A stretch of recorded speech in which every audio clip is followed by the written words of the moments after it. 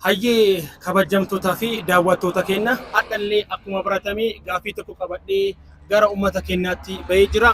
Gaafichis akkas jedha. Nama yeroo hunda of biraa dhabuu hin barbaanne eenyu jedha. Namni ati yeroo hunda of biraa dhabuu hin barbaanne eenyu nini? Hundumti keessanuu nama mee of biraa dhabuu hin barbaanne koomentii jalatti nu kaayaa. Akkasuma ammoo yoo sagantaan kun isin bareedee yoo irraa hin barataa argattan subscribe share godhaat nu wajjin ta'a. Akkasuma ammoo sagantoota garaagaraa qabannee dhufaa jirra. Sagantoonni kunninis sagantaa akkamiiti yoo jettani hawwata teenya isii dadhabdee manatti galtee jirtu gargaaru. Akkasuma ammoo dargaggoota yeroo kana haadhoo fi kabajaa hin jirre haadhoo fi arrabsuuf yookiin dha'uuf yookiin ceelaasaa garaagaraa irratti adeemsisaa jiru kanneen ammoo isaan barsiisuuf haati maal akka taate haati siif maali isa jedhu guyyaa duraa waliin laallee turre.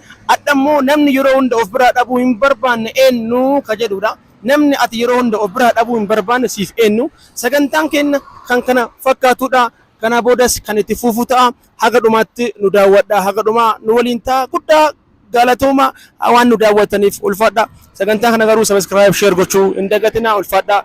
Isin jaalannaa bakka jirtanitti nagaan waaqa isin wajjin haa ta'u ulfaadha yeroo gaarii qabaadha. Jedhaa jirra. Hayyee obboleessa keenya maqaan kan kennu jedhama. Maqaan kiyya Solomoon Daani'el jedhama. Hayyee. Ganda Qarsaa Ilaalaarraa. Gabaabumatti kana. Hayyee kana jechuudha. Ijoollumatti gara gaafii kiyyaa seenu kun. Hayyee akkas jedha gaafichi kiyyallee nama yeroo hunda of biraa dhabuu hin barbaanne eenyu jedha. Namni yeroo hunda of biraa dhabuu hin barbaanne eenyu? Namni yeroo hunda of biraa dhabuu hin barbaanne namni tokko jira. Innis immoo harmeetii. Hayyee. Maaliif of biraan dhabne wanta jedhus immoo obboleessi kiyya dubbataa ture. Harmeen waan hunda namaaf taati. Dhugaa dubbachuudhaaf ani kan beeku harmee qofaadha. Maaliin tilmaamta dhatanti? Harmee tanti maaliin tilmaamta dandeetta? Tilmaama kana wanta nama biraa waliin wal bira qabu hin jiru. Haalota biraatiin wal bira qabu tokkos hin jiru. Hayyee wanti ati haadhatantee ittiin madaaltu hin jiru jechuudha. Wanti ittiin madaaltu tokkos hin jiru. Kanaaf yeroo hundaa biraa dhabuu hin barbaadu. Rabbi umurii siinaaf haa dheeressu. Ameen. Gooftaan umurii siif haa dheeressu. Guddaa galatoomii wanti of biraa dhabuu hin barbaadu jettee ati yaaddu harmeetti qofaadha. Ka gaamaatti deebii kan nu keetiif guddaa galatoomii ulfaadha. Galatoomati. Hayyee guddaa galatoomii. Duraan dursiitii mee maqaan kee eenyu jedhama? Maqaan kiyya Hikmaa Kamaal jedhama. Hikmaa Kamaal jedhama. Hayyee gara gaafii keenyatti haasofnu eeyyamamaadha jechuudha. Hayyee gaafichiin akkas jedha. Nama yeroo hunda of biraa dhabuu hin barbaanne eenyu jedha? Namni yeroo hunda of biraa dhabuu hin barbaanne. Namni yeroo hunda of biraa dhabuu hin barbaanne haadha tiyya. Haadha tanteeti jechuudha. Haadha tantee maaliif of biraa dhabuu hin barbaanne? Haati tiyya akkuma ani ishii jaalladhu na jaallatti. Innaa waan bishaanaa yaadduuf innaa waan isiin ganama du'aa na gootee baatu baheen nagaan oola waan ta'eef. Hayyee wanti ati haadha tiyyaan tilmaama jettee ati yaaddu maaltu jira? Haadha tiyya waliin wanti tilmaamamuu danda'u. Madaalatu hin jettu. Amantii kiyya. Amantii yaa ta'e jechuudha. Hayyee isaan lachuun wal qixa laalta jechuudha. Hayyee guddaa galatoomii amantiin illee barbaachisaadha. Akkasuma immoo haatillee akkasuma barbaachistuudha. Lachuu ammoo akkatti abbaa itti fudhatee guddaa galatoomii ulfaadha. Isinillee galatoomaa. Duraan dursinee waan asitti sagantaa kan waliin qoodamuuf eeyyamaa taniif guddaa galatoomii. Mee maqaa kan kee daawwattoota keenyaaf nuuf ibsime. Ani maqaan koo Muhammad Tayyib naan jedhama.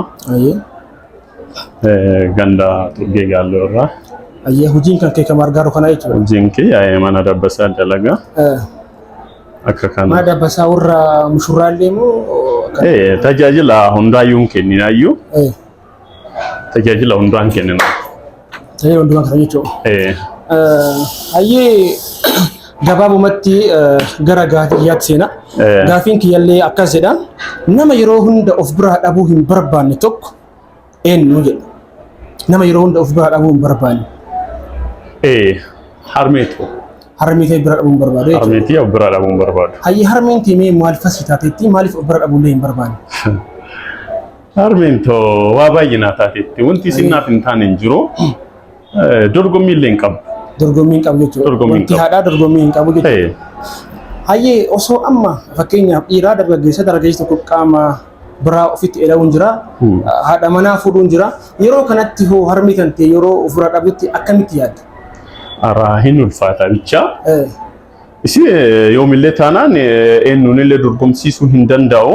Hayyee Garuu hin ulfaata baay'ee. Harmee jechuun waa hunda kooti. waan hundaa jechuudha. Bakka wayii dhaabadhee osoo hin beeku bakka jaalala ibsuu hin danda'u akkanatti kana jedhee. Haadha tan ta'e uumaanuu dorgomsiisuu hin dandeettu jechuudha. Yes. Hayyee guddaa galatoomii sagantaa kana waliin dabarsuu keetiif ulfaadhu. Ulfaadha ishee illee galata.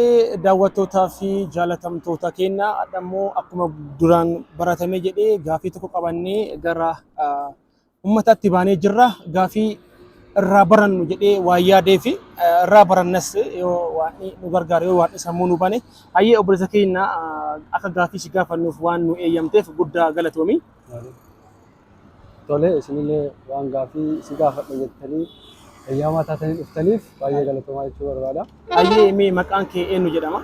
Maqaan koo Gammadaatti Siishettoon jedhama. Hayyee Kanan jiraadhu ganda Qarsaa ilaala. attam barataadha moo hojjetaadha? Barataadha. Barataa darajaa yuunivarsiitii sadarkaa yuunivarsiitii irra jirudha. Hayyee Barataa waggaa arfaffaa muummee afaan Oromoo Oromoon baradha. hayyee eessa baratta? Yuunivarsiitiitti baratta? Mana barumsaa yuunivarsiitii Dirreedhaa yuunivarsiitii kan jedhamutti baradha gara Harargee kana. Hayyee guddaa galatoomi. Hayyee haadha gaafii tokko si gaafadha. Gaafichillee akkas jedha. Eeyyamamaa taataa garuu gaafiidhaaf. Tole rakkoon qabu. Hayyee yoo gaafiif eeyyamaa taate akkas jedha gaafichini. Namni yeroo hunda of biraa dhabuu hin barbaanne eenyu jedha. Namni yeroo hunda of biraa dhabuu hin barbaanne eenyu kan jedhuufi yoomillee amma gaafii kana yeroo jalqaba kaasamu nama kamiinuu yeroo gaafachuu barbaadde namni yeroo hundaa of biraa dhabuu hin barbaanne eenyu yoo jette akkanattu yeroo gaafii gaafattu sii gala. Eenyu jedhee akka gaafii isinitti hin taaneef isiniin jedhu namni yeroo hundaa of biraa dhabuu fi yoomillee of biraa dhabuu hin barbaanneef hin dandeenye haadha ofiiti. Haadha ofii jechuun immoo daawwitii jireenyaati. Haadha ofii jechuun immoo waa baay'eedha. Kana jennee ibsineellee hin geessinu, ibsineellee hin dandeenye. Hanga dandeenye immoo hanga jechuu dandeenye. Haadha jechuun jireenya kee keessatti yeroo hundaa kasi barbaachistu, yeroo ati kufte kasi waliin kuftu, yeroo ati kaatu kasi waliin kaatu, yeroo ati gadditetti kasi waliin gadditu, iddoo gaarii kasiif hawwitu, jireenya gaarii kan siif hawwitu. Kanaaf haadha jechuun kan jireenya gaarii si hawwitu haadha qofaadha. Guddaa galatoomi. Ani baay'ee adeemsa ittiin deebii kana deebisuuf yaalte yookiin ammoo deebifte baay'ee nama dinqa. Akkuma ati jette wanti haadhaan madaalamu hin jiruyyuu haati daawwitiidha. Haati ammoo bakka kamittiyyuu taanaan immoo kan irraa barattu ittiin jiraattudha. Yaada kana guddaa galatoomi. Mee wantoota warroota haadha ofii hin kabajneef yaada. Asuma keessa warroota haadha ofii hin kabajnee fi wanti dhaamu tokko jiraate haadha ofii jechuun akkuma amma jennee waa baay'eedha. Gara yoo akka fakkeenyaatti fudhachuu barbaannes yoo baay'ees hin beekne yoo ta'e macaafa keessa ta'e quraana keessattis haadha ofii jechuun akka jeennata itti galuu jechuudha. Jechuun haadha ofii kabajuu jechuun akka jeennata itti galan jechuudha. Hayyee gabaabumatti fakkii karaa jeennata itti galan. Hayyee namni haadha ofiitii fi akkasuma maatii ofii abbaa ofii kabajuu jedhu jeennata yookiin ammoo umuriin isaanii dheerataa jechuudha. Gammachuu qabanii jechuudha. Kanaafuu ati gabaabumatti warroonni maatii keessan yookiin haadha keessan yookiin abbaa keessan kabajaa hin jirre kabajaa jaalalaan waa isin jedhan eeshiidha jechuudha. Ergaa kan keetiif guddaa galatoomi. Ergaa baay'ee namatti tolu nu dabarsitee jirta. Ulfaadhu isin jenna yeroo gaarii qabaadhu barumsallee waan haga dhumaatti si wajjin haa ta'u ulfaadhu. Galatooma. Waan asitti nu eegdanii waan taqabbaltaniif waan nu eegdaniif guddaa galatooma. Mee daawwattoota keenyaaf maqaa kan kee nuuf ibsime. Boonsituu Adam jedhama. Boonsituu Adam jedhama. Qajeelumatti gara gaafii kiyyaatti seenaa. Gaafiin kiyyaa akkas jedha. Nama yeroo hunda of bira dhabuu hin barbaanne tokko jedha.